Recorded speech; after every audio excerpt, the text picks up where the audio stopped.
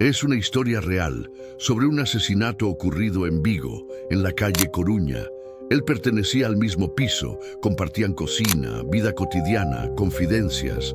Pero una noche todo cambió. Eran las 2:43 de la madrugada cuando de repente se oyó un grito seco en el pasillo y luego silencio absoluto. Esa fue la última vez que alguien escuchó a la víctima con vida. ¿Fue un ataque premeditado o un arranque impulsivo? Esa pregunta será el hilo conductor de este relato, porque detrás de cada prueba hay una intención, y cada intención puede inclinar la balanza entre un homicidio planeado o una muerte fruto de un arrebato. Este es Escena del Crimen, y vamos a adentrarnos en los rincones oscuros de esa madrugada viguense, donde la evidencia forense contó una historia que desvela más de lo que aparenta a simple vista.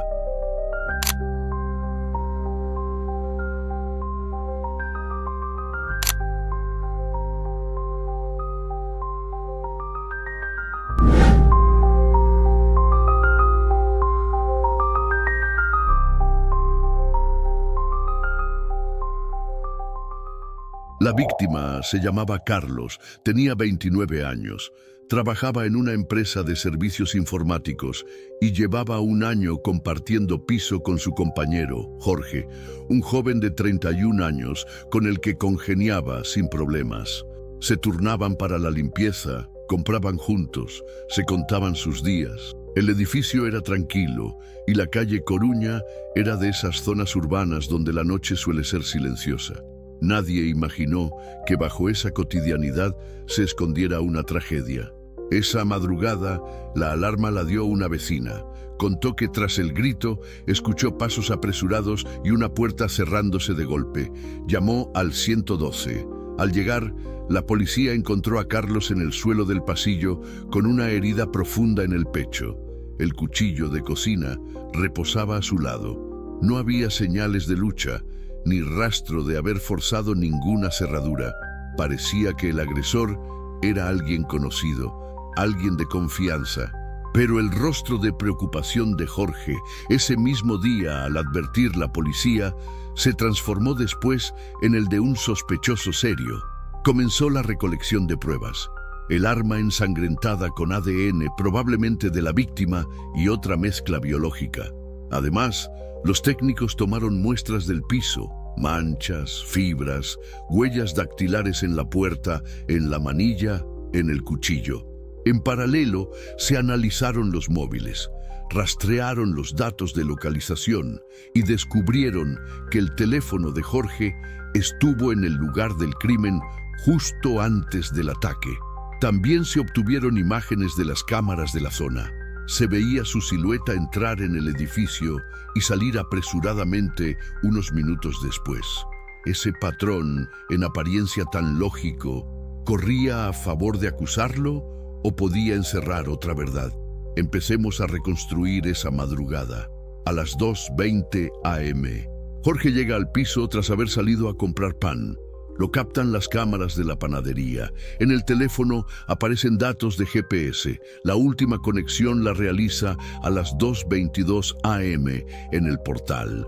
Luego, nada hasta las 2:45 a.m., cuando vuelve a conectarse fuera del piso. Entre esas 23 minutos ocurre lo peor. La fiscalía sostendrá que planeó el ataque. Cogió el cuchillo, lo esperó y lo apuñaló deliberadamente. Pero su defensa repite que fue un momento de rabia, tal vez una discusión imprevista, un impulso, un arrebato sin planificación. Hay más preguntas. ¿Por qué usar ese cuchillo y no otro utensilio? ¿Y si fue una improvisación? Fíjate en esto. El arma estaba en el cajón. Había que abrirlo, sacarlo y emplearlo. Eso sugiere decisión, un acto consciente. Pero también hay testimonios. Un vecino habría escuchado una conversación elevada minutos antes. Alguien que decía, "Me cansé de tus excusas", o algo parecido. No se descarta que Jorge estuviera harto de discusiones continuas con Carlos por la limpieza, el ruido o los gastos compartidos. ¿Pero eso convierte una pelea en asesinato premeditado? Esa delgada línea es el corazón de la controversia. La pieza central de esa elección histórica es la ciencia forense. Cuando los peritos examinaron el cuchillo, hallaron pequeñas fibras de su camiseta en la hoja. Si se hubiera defendido, habría rastros de la ropa de la víctima. Pero no era así. Además, no se detectaron salpicaduras en la cocina ni en el delantal. Todo apunta a que el acto se consumó en el pasillo, contra una superficie visible, sin cobertura ni protección. En los casos de homicidio por impulso en una pelea, suele haber agarres, empujones, forcejeo. Aquí, sin embargo, el escenario estaba limpio. No había huellas de lucha, ni contusiones recientes, ni marcas en el cuello que indicaran un forcejeo prolongado. Todo indica que fue un ataque directo, casi quirúrgico. Malicia o desconcierto. Pero no nos adelantemos. Queda una pieza más: los mensajes.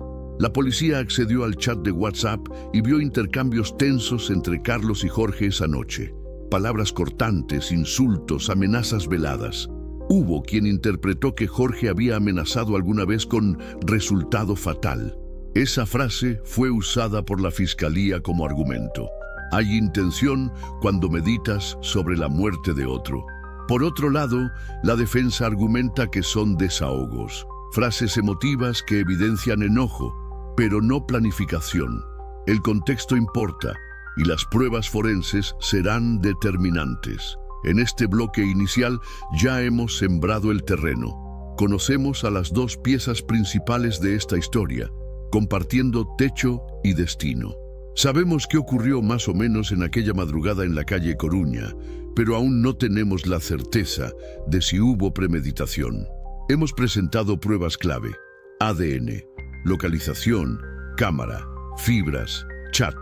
Ahora viene el reto: entender cómo esas evidencias se enlazan, cómo se interpretan, y si nos conducen a considerar una mente fría o un corazón desbocado. ¿Y tú? ¿Te parece más lógico que un ataque planeado? ¿O crees que en aquella noche Jorge actuó sin pensar en un impulso fatal? Guarda esa pregunta, porque en los próximos bloques iremos desvelando nuevas capas. Vamos a analizar los sospechosos, y solo hay uno, desgranar las pruebas, mostrar errores o aciertos en la investigación y al final enfrentarte a una revelación final que podría sorprenderte. Continuamos esta historia real del crimen de la calle Coruña, Vigo. En este segundo bloque entraremos en el detalle del suceso. La escena, la cronología, la anatomía del crimen y los primeros hallazgos que doblaron el peso de las investigaciones. Es noche cerrada. A las 2:20 am, el trayecto de Jorge desde la panadería al piso terminó en un portal silencioso. El edificio, de 4 plantas, tiene acceso por un pequeño pasillo iluminado por una bombilla que parpadea. Allí, a las 2:22 am, el teléfono de Jorge marcó su última señal dentro del portal. A partir de ese momento hay vacío, silencio, oscuridad, un precursor ominoso. Luego, a las 2:43 am, un grito seco y ahogado. Un grito que corta el aire y resuena en las paredes vacías.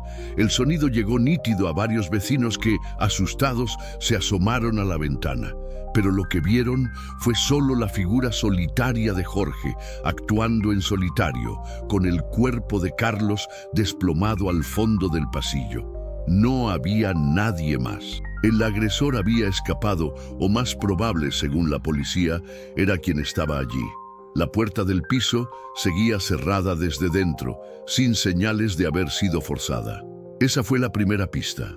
Habían sido compañeros, conocían los movimientos, existía confianza. Y alguien resultó mortalmente herido. Al entrar, los agentes se enfrentaron a una escena contenida, sin caos visible. El pasillo, de baldosas blancas, estaba limpio, únicamente marcado por un charco de sangre alrededor del cuerpo. Un cuchillo de cocina de mango negro y hoja de acero inoxidable yacía sobre el suelo. No había desorden alrededor, ni muebles derribados, ni ropa esparcida, nada. Apenas la víctima, un charco y un arma. Esa escena reducía las hipótesis. Agresor conocido, ataque directo, entorno controlado. El modo de actuar apuntaba a decisión. El informe forense describirá la herida, una lesión penetrante en el pecho, dirigida con precisión hacia el corazón. El recorrido del arma tenía un ángulo ligeramente descendente, lo que sugiere que el atacante estaba de pie y ejecutó el acto con plena fuerza y puntería. No hubo intento de defensa. La víctima murió sin oponer resistencia significativa, como si no hubiera anticipado el golpe. Eso es revelador. No hubo pelea, hubo sorpresa. En los homicidios impulsivos por discusión, es habitual que la víctima intente escapar, bloquee el ataque o luche. Aquí nada de eso. Esa herida mortal, tan directa, podría indicar premeditación o bien un momento extremo de ira dirigido a un punto vital muy concreto. Cuando los peritos recogieron el cuchillo, encontraron rastros de ADN, de la víctima y de un perfil secundario. Además, en la hoja había pequeñas fibras de tela. Pertenecían a una camiseta oscura, coincidente con la que llevaba Jorge. Interesante. Si Jorge se defendía, habría rastros de la víctima en su ropa. Sin embargo, la ausencia de ADN ni de fibras de Carlos sugiere que no fue un forcejeo prolongado. Esa es otra pista en favor de un ataque decidido. El análisis de huellas dactilares reveló un hallazgo más fino. En la manilla de la puerta del piso había una huella parcial cuya morfología coincidía con la de Jorge. También se encontraron huellas en el mango del cuchillo. Esa presencia, por sí sola, podría interpretarse como normal. Era su piso y su cuchillo, pero unida a otros elementos, conforma un patrón que la Fiscalía interpretaría como un plan ejecutado por alguien que sabía dónde estaba el arma, cómo usarla, cómo salir y cómo cubrir sus huellas. Un crimen casi mecánico. La recolección de imágenes de videovigilancia también aportó datos precisos. Las cámaras en la calle Coruña captaron a las 2:18 am a Jorge caminando hacia el portal.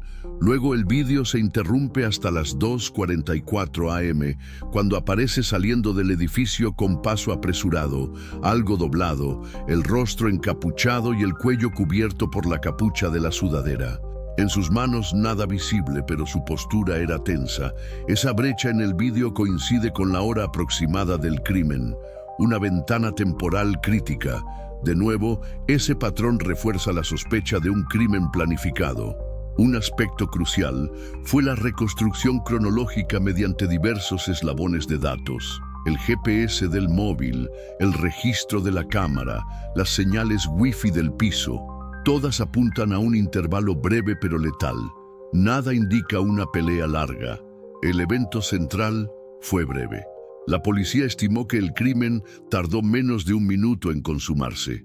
Ese dato, junto al perfil de la herida y la falta de defensa, orienta hacia un ataque intenso y preciso. La Fiscalía catalogó el acto como deliberado, un homicidio con intención.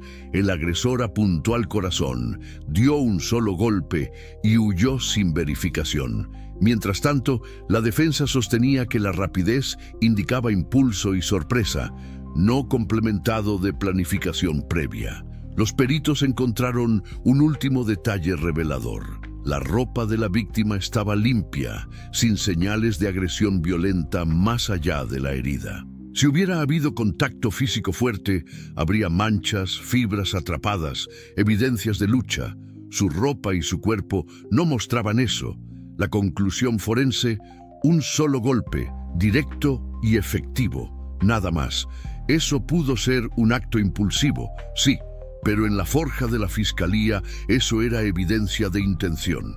Al aire libre, en la entrada del edificio, aparecieron 2 gotas de sangre separadas del charco central, una cerca del barandal de las escaleras y otra en el dintel de la puerta.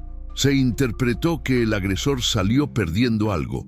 Una gota le cayó en su ropa tras usar las escaleras, lo que apunta a que salió justo después.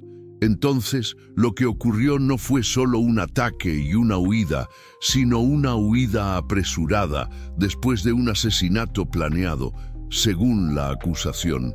La escena principal ya estaba configurada. Noche, silencio, ataque rápido y preciso, evidencia forense clara, testigos que solo vieron a un hombre salir del edificio a toda prisa. Cada detalle reforzaba una hipótesis. Jorge planificó el ataque y lo ejecutó con frialdad. Sin embargo, aún no hemos visto su versión, sus palabras, su defensa. Eso lo guardaremos para más adelante. También analizaremos los errores o aciertos en la cromatología del móvil, la interpretación del GPS, los supuestos vacíos técnicos y cómo la defensa intentó sembrar duda. Pero antes de seguir, hagamos una pausa. Ya sabes lo que ocurrió, conoces el cómo y el cuándo. Las preguntas alcanzan un nuevo nivel. ¿Por qué un golpe tan certero? ¿Por qué en el pasillo y no en otro lugar? ¿Por qué usar un cuchillo de cocina en vez de improvisar con algo más cercano? ¿Fue la capucha un elemento de preparación o una reacción de miedo? Todo ello nos llevará a explorar los motivos, las conversaciones previas, posibles testigos que vieron algo en la panadería, patologías mentales, consumo de alcohol, presión acumulada. Pero esas pistas estarán en el siguiente bloque, matriculado como bloque 3, donde entraremos en las teorías, los posibles móviles y cómo la investigación empezó a explorar no solo la evidencia, sino también el corazón y la mente del agresor. Hasta ahora sabemos que Jorge fue visto como el único sospechoso desde el inicio. Nadie más tenía acceso al piso sin forzar la puerta. Nadie más había estado allí durante el lapso de tiempo en que se cometió el crimen. ¿Pero qué pudo motivar a alguien a asesinar a su propio compañero de piso? Celos, discusiones acumuladas, un odio silencioso que fue creciendo hasta estallar, o algo más oscuro, más profundo, que nadie vio venir. En los días previos al asesinato, los mensajes entre Carlos y Jorge mostraban señales de tensión. Se trataban con cortesía, pero había momentos donde el lenguaje se volvía agresivo, pasivo, agresivo. En varios textos, Carlos reclamaba a Jorge por no pagar su parte del alquiler a tiempo. En otros, Jorge respondía con frases cortantes como «haz lo que quieras, no me importa» o «yo también estoy cansado de esta situación». Nada demasiado alarmante, pero suficiente para notar una convivencia desgastada. Un día antes del crimen, Carlos le escribió «necesitamos hablar. Esto no puede seguir así». A lo que Jorge respondió «no tengo nada más que decirte. Cada uno va a su bola». La fiscalía interpretó este intercambio como una muestra del deterioro de la relación y quizás el desencadenante final del conflicto. Pero el abogado defensor presentó otra lectura. Eran dos adultos frustrados, atrapados en la rutina y las obligaciones, pero sin antecedentes de violencia física ni denuncias previas. Aquí es donde aparece la primera teoría alternativa. ¿Y si Jorge no lo mató por rabia ni por dinero? ¿Y si hubo un tercer elemento psicológico? Una serie de mensajes encontrados en el historial del móvil de Jorge revelaron búsquedas como formas rápidas de defenderse con cuchillos y cuánto tiempo tarda alguien en morir por apuñalamiento. Fueron hechos semanas antes del crimen.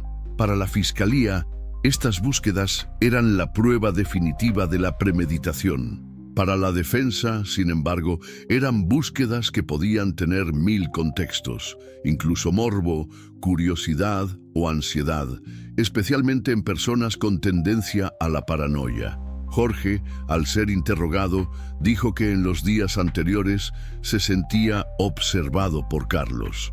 Alegó que su compañero le revisaba el cuarto, que encontraba objetos en sitios donde no los había dejado, que a veces le hablaba en tono amenazante. Nunca denunció esto, pero lo mencionó en su testimonio. Según él, la noche del crimen discutieron en la cocina. Carlos lo empujó, Jorge perdió el control y reaccionó con el cuchillo que estaba en el cajón. Dice no recordar con claridad el momento exacto del ataque, solo que todo se volvió rojo y que después había sangre por todas partes. Aquí nace la teoría del arrebato. Jorge no quería matar, pero actuó por impulso al sentirse acorralado, quizá humillado. Sin embargo, los datos objetivos lo contradicen. El cuchillo fue sacado del cajón sin que hubiera desorden ni evidencia de pelea. La escena no mostraba señales de lucha y la herida fue precisa, dirigida al corazón, lo que implica puntería, fuerza y una decisión clara. ¿Se puede tener ese nivel de precisión en un arrebato? ¿O eso exige un mínimo de cálculo?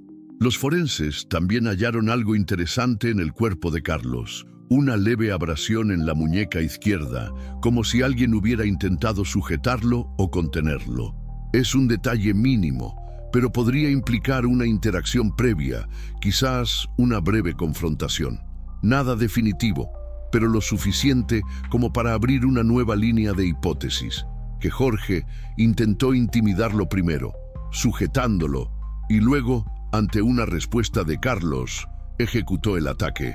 Una amiga cercana de Jorge declaró que él había tenido episodios de ansiedad, especialmente tras la pandemia, y que había dejado de ir a terapia meses antes del asesinato.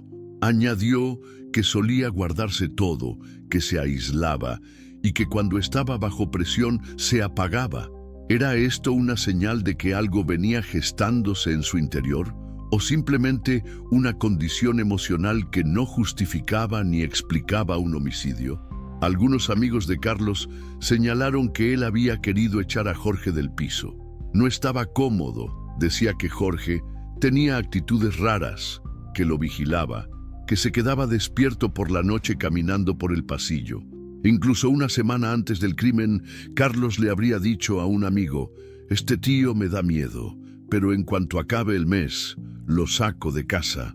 Estas palabras, de ser ciertas, añaden un nuevo ángulo. ¿Pudo Jorge haberse enterado de que sería expulsado del piso y haber reaccionado como respuesta? Todo esto hace que el caso tenga dos rostros. El primero es el del asesino calculador, que buscó el momento, el arma y la víctima en frío. El segundo es el del hombre al límite, con su estabilidad mental erosionada, que explotó tras una última discusión. ¿Cuál es el verdadero Jorge? ¿El que preparó el crimen desde semanas antes con búsquedas en internet? ¿O el que lloraba frente a la policía repitiendo «no quería matarlo, no quería»? Y si todo fue planeado, ¿por qué no limpió la escena? ¿Por qué dejó el cuchillo tirado? ¿Por qué salió sin ocultarse del todo? Algunos criminólogos opinan que hay una zona gris entre el crimen planificado y el impulsivo, actos donde hay pensamiento previo, pero también improvisación, y esa combinación es la más difícil de juzgar. En resumen, en este bloque hemos visto que el móvil no es tan claro como parecía. Puede haber sido rabia, miedo, frustración, salud mental deteriorada o una mezcla de todo. Lo cierto es que Jorge y Carlos habían cruzado una línea invisible, esa donde la convivencia se convierte en guerra fría. Y como muchas veces ocurre, nadie imaginó que terminaría así, hasta que fue demasiado tarde. En el próximo bloque analizaremos cómo avanzó la investigación, qué errores se cometieron, qué evidencias se interpretaron mal y cómo la defensa intentó construir una narrativa alternativa. Y por supuesto, aparecerá la gran pregunta: ¿se puede confiar completamente en la evidencia forense? La investigación del crimen de la calle Coruña comenzó de manera meticulosa, casi quirúrgica. La policía científica trabajó durante horas en la escena, recolectando cada fibra, cada huella, cada traza de ADN posible. Todo parecía encajar en una narrativa concreta. Jorge, único sospechoso, había apuñalado a Carlos con un cuchillo de cocina tras una discusión. Sin embargo, a medida que los días avanzaban, algunos detalles comenzaron a generar dudas. pequeñas inconsistencias que, si se interpretaban de otra forma, podían hacer tambalear la versión oficial. La defensa de Jorge se centró en demostrar que la investigación tenía lagunas. La primera, el tiempo exacto del crimen. La autopsia indicó que Carlos murió entre las 2:40 y las 2:50 de la madrugada, pero los datos de localización del móvil de Jorge muestran actividad en las inmediaciones del edificio, tanto antes como después de ese intervalo. Según su abogado, ese margen no era suficiente para probar que Jorge estuvo en el lugar en el momento preciso del asesinato. Además, argumentaron que el simple hecho de vivir allí hacía lógico que su ADN y huellas estuvieran en el cuchillo o en las superficies del pasillo. No es una prueba concluyente, es un indicio circunstancial, diría su defensor durante el juicio. Pero hubo más. Uno de los errores más discutidos fue la manipulación inicial del arma. El cuchillo fue recogido por un agente sin guantes, lo que pudo comprometer parcialmente la pureza de las huellas. Aunque luego se obtuvieron perfiles genéticos claros, este fallo técnico fue usado por la defensa para sembrar dudas sobre la cadena de custodia. ¿Cómo sabemos que esa huella no fue transferida accidentalmente?, preguntó el abogado ante el tribunal. No era una prueba de inocencia, pero sí una grieta en el edificio probatorio de la acusación. Otro aspecto polémico fue la interpretación de las imágenes de las cámaras. Si bien Jorge fue captado entrando y saliendo del edificio, la calidad del vídeo era baja. Su rostro no era completamente reconocible y llevaba una capucha que cubría parte de la cabeza. La fiscalía aseguraba que era él, sin duda. La defensa, en cambio, dijo que no se puede condenar a alguien basándose en una silueta pixelada. Incluso propusieron la posibilidad, aunque nunca confirmada, de que otro individuo hubiese entrado al piso ese día sin ser captado claramente por las cámaras. La narrativa alternativa de la defensa también apuntaba a una tercera persona. Durante las primeras semanas de la investigación, se descubrió que Carlos tenía una relación sentimental complicada con un hombre que había terminado recientemente con él. Se trataba de un ex compañero de trabajo, cuya identidad fue protegida durante el proceso. Según los mensajes extraídos del teléfono de Carlos, este ex había amenazado con hacerle pagar por lo que le hizo. Aunque fue interrogado y tenía una coartada sólida, estaba de viaje y su móvil lo ubicaba lejos de Vigo. La defensa insistía en que no se podía descartar por completo la participación de un tercero, al menos como elemento de presión o conflicto. La psicología del acusado también jugó un papel fundamental. Un perito presentado por la defensa declaró que Jorge sufría de trastorno de ansiedad generalizada con episodios de disociación. En palabras simples, en situaciones de estrés extremo, Jorge podía desconectarse emocionalmente de sus actos y actuar de forma automática, sin pleno control de sus impulsos. Esta evaluación abría la puerta a una explicación clínica del crimen, más cercana al arrebato que a la premeditación. Sin embargo, el perito de la fiscalía lo contradijo, señalando que Jorge no presentaba síntomas suficientes para justificar una incapacidad de control. Uno de los puntos más intensos del juicio fue cuando se reveló que Jorge había eliminado varias conversaciones de su móvil horas después del crimen. La policía recuperó algunos de estos mensajes mediante herramientas forenses, pero el intento de borrar evidencia fue interpretado como un indicio claro de culpabilidad. ¿Por qué alguien inocente borraría pruebas?, preguntó la fiscalía. La defensa respondió que fue un acto de pánico, típico de alguien en shock, no de un asesino calculador. Los días pasaban y el caso parecía inclinarse hacia una condena, pero entonces surgió otro elemento inesperado. Una vecina del edificio declaró, semanas después del crimen, que había escuchado a dos voces distintas discutiendo aquella noche, no una sola. Afirmó que una de ellas era claramente la de Carlos, pero que la otra le parecía más grave, más fuerte, y que no estaba segura de que fuera Jorge. Esta declaración tardía fue tomada con cautela, pero abrió una brecha para la defensa. ¿Y si había alguien más en el piso esa noche? La fiscalía, sin embargo, contraatacó con un argumento contundente. No había rastros de otra persona, ni huellas, ni ADN, ni movimiento registrado en el sistema de acceso del edificio. Todo apuntaba a Jorge. Las evidencias podían tener errores técnicos, sí, pero su conjunto formaba un rompecabezas bastante sólido. Y entonces, cuando el juicio parecía estancarse entre estas dos versiones, la del asesino planeador y la del impulsivo desequilibrado, apareció una nueva prueba. El análisis de microfibras recogidas en el pomo interior de la puerta reveló algo que nadie había notado. Entre las fibras de ropa de Jorge había un tipo de material sintético que no coincidía con la ropa que llevaba esa noche. Esto reabrió la posibilidad de que él se hubiera cambiado de ropa después del crimen, lo cual indicaría intención de ocultar su participación.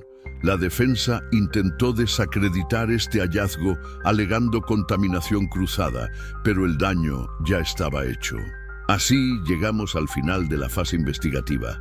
Un laberinto de pruebas sólidas, errores humanos, interpretaciones opuestas y la constante pregunta sin respuesta definitiva. ¿Fue Jorge un asesino meticuloso o un joven roto por dentro que simplemente explotó? ¿Qué pesa más, los datos forenses o la mente de un hombre al límite? En el próximo bloque vamos a enfrentar la reviravolta, lo inesperado, un hallazgo que cambió completamente el rumbo del juicio.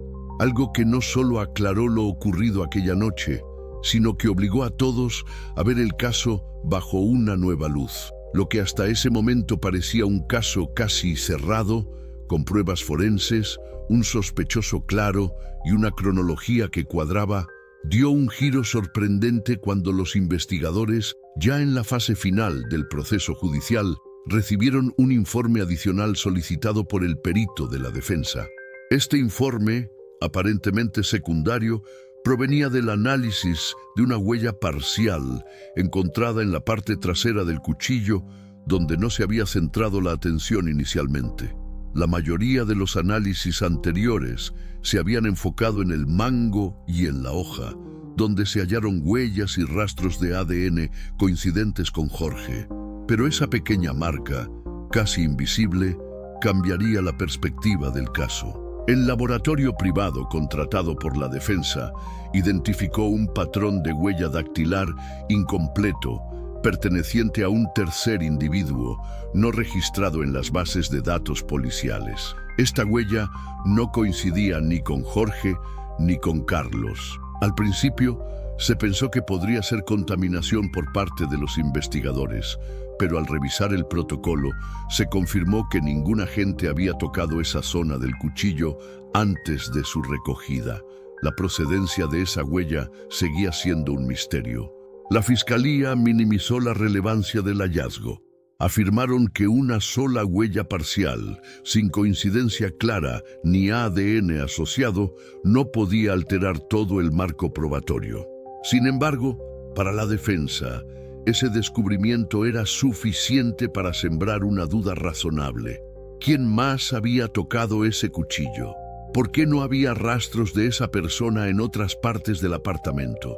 ¿Podría haber estado en el piso en algún momento anterior o incluso la misma noche del crimen?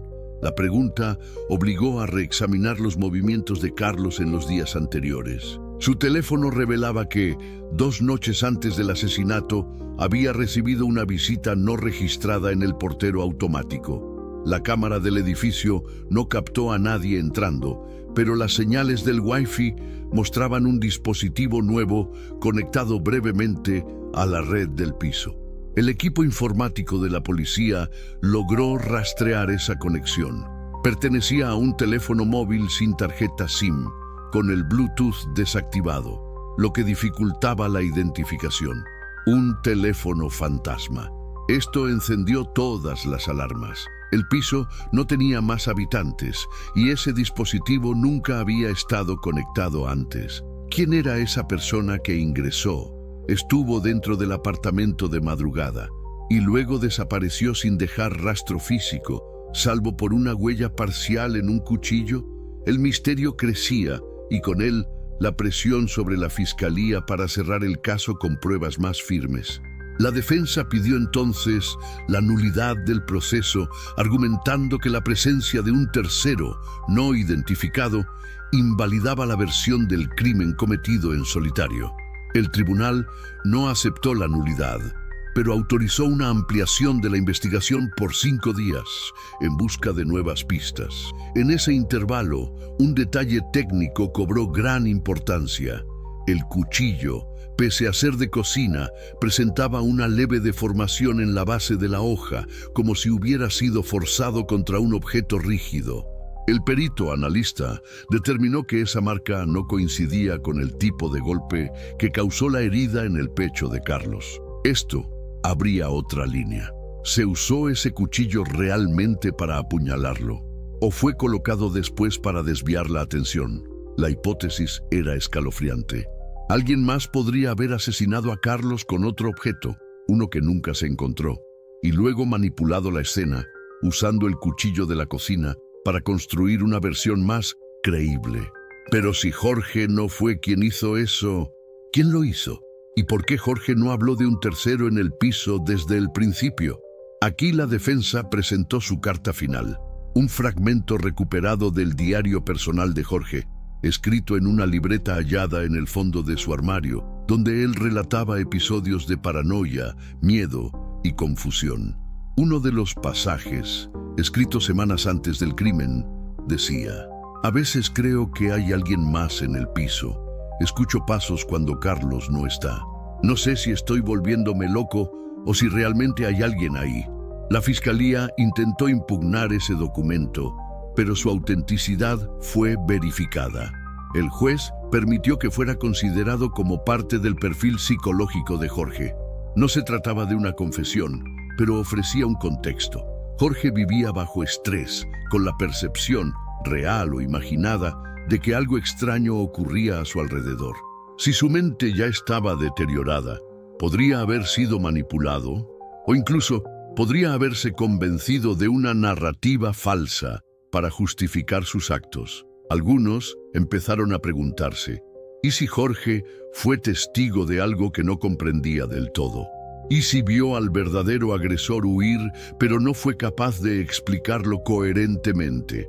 ¿Y si, en su estado mental, manipuló la escena creyendo que debía protegerse, aunque no fuera el asesino? Todo era posible, y el tribunal ya no podía ignorarlo. Mientras tanto, la investigación del teléfono fantasma avanzaba. Se descubrió que ese dispositivo había sido comprado en efectivo en una tienda de informática a las afueras de Vigo y que una cámara de seguridad captó a un hombre con gorra y gafas comprándolo 2 semanas antes del crimen. No era Jorge, tampoco era Carlos. El rostro, aunque borroso, mostraba una complexión distinta, más corpulento, más alto. Ese hombre jamás fue identificado. La aparición de esta figura fantasma provocó un efecto devastador en el juicio. Ya no era una historia de un solo agresor. Era, potencialmente, la historia de un crimen más complejo, con elementos de manipulación, presencia desconocida y tal vez un encubrimiento psicológico. Todo lo que hasta ese momento parecía una simple ecuación forense se transformó en un rompecabezas mental. Al cerrar este bloque, nos encontramos con la escena completamente alterada. La culpa de Jorge ya no parece tan clara. Las pruebas físicas aún lo involucran, pero los nuevos hallazgos lo ubican en un contexto más ambiguo, donde la percepción, el miedo y lo inexplicable tienen tanto peso como la ciencia. En el próximo y último bloque revelaremos cómo terminó este juicio, qué decidió el tribunal y, sobre todo, qué se descubrió finalmente sobre aquella noche, porque hay un detalle final, oculto, casi imperceptible, que lo cambia todo. Después de semanas de incertidumbre, giros inesperados y revelaciones que parecían sacadas de una novela de suspense, el juicio por el crimen de la calle Coruña llegó a su fase final. En la sala, el ambiente era denso, casi irrespirable. La defensa y la fiscalía habían desplegado todos sus argumentos. La imagen de Jorge se había transformado ante los ojos del jurado. Ya no era solo un presunto asesino frío, sino también una figura ambigua, atormentada, tal vez víctima de sus propios demonios o de algo más. El tribunal se enfrentaba a una tarea monumental: decidir si Jorge era culpable de asesinato con premeditación, si había actuado bajo un arrebato de ira no planificado, o si, como intentaba sostener la defensa, existía una duda razonable suficiente como para no condenarlo. La presencia de una huella dactilar desconocida, el misterioso teléfono fantasma, el diario personal con fragmentos de paranoia, todo sumaba a una narrativa distinta a la inicial. Aún así, las pruebas forenses principales seguían ahí: ADN en el cuchillo, huellas, cronología compatible y la falta de una coartada convincente. El jurado deliberó durante más de 16 horas.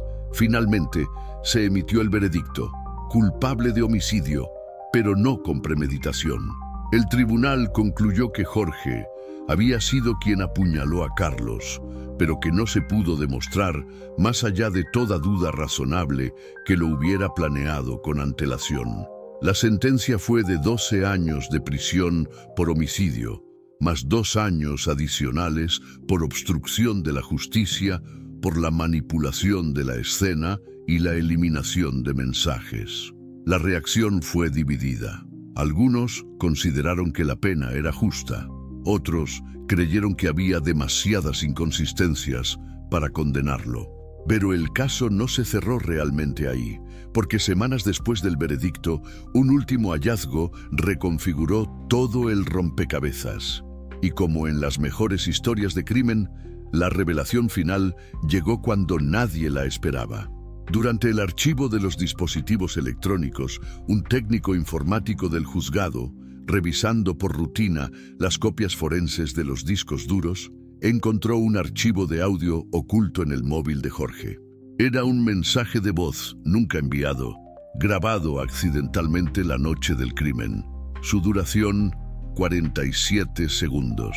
El contenido de esa grabación se mantuvo en secreto durante varios días mientras se verificaba su autenticidad. Cuando finalmente fue presentado ante el juez, ya con Jorge condenado, la sorpresa fue mayúscula. En la grabación se escucha a Carlos gritando: «¿Quién eres tú? ¿Cómo entraste?», seguido de un forcejeo y luego una voz que no era la de Jorge, con un acento distinto que decía: «No debiste buscarme». Segundos después, se oye un golpe seco, un sonido metálico y silencio. Jorge no habla en ningún momento. La hora del archivo coincide con el momento exacto estimado de la muerte, 2:43 de la madrugada. Esa grabación, inadvertida durante toda la investigación, confirmaba que había una tercera persona en el apartamento la noche del crimen. Alguien que entró sin ser visto, que confrontó a Carlos y que aparentemente fue el autor del ataque. ¿Cómo se había grabado ese audio? Todo indica que Jorge, en medio del caos, presionó accidentalmente el botón de grabación de WhatsApp mientras tenía el teléfono en el bolsillo. El mensaje nunca fue enviado ni revisado. Estaba almacenado como un borrador temporal. Con esta nueva prueba, la defensa pidió la reapertura del caso y la anulación de la condena. El tribunal aceptó reabrir el expediente y Jorge fue puesto en libertad provisional mientras se desarrollaba una nueva línea de investigación. Por primera vez, la Fiscalía admitió que existía evidencia objetiva de la participación de otra persona en el homicidio. Los esfuerzos se centraron entonces en identificar la voz de la grabación. Se comparó con bases de datos policiales, se analizó fonéticamente.